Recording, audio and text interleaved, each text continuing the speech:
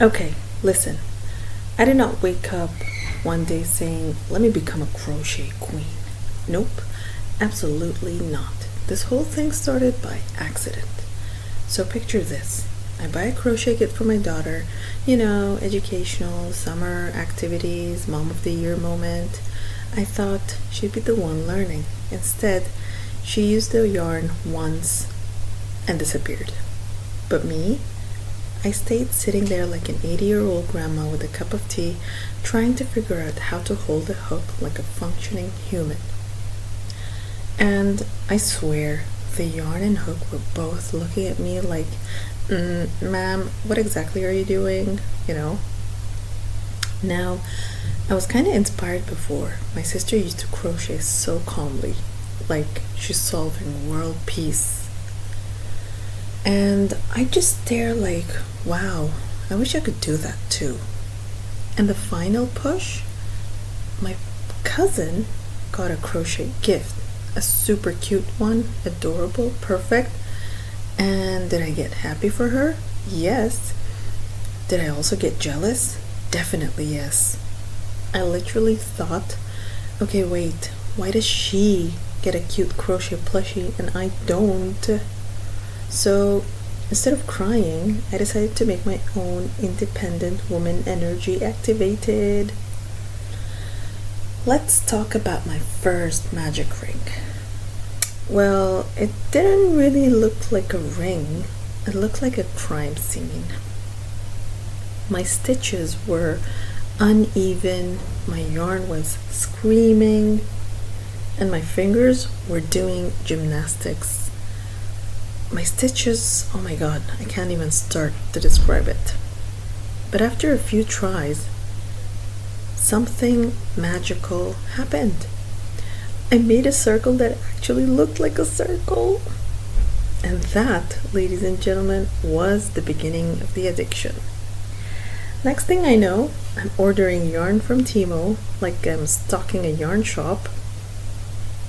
Every drawer in my house full of crochet hooks, yarns, needles, stitch markers, and everything. Like, oh my god.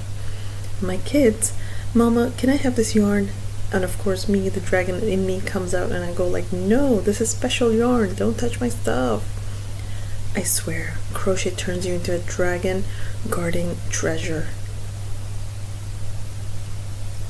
Well, while you're watching the 7-minute video, please understand that this took me hours, literally days and days and hours.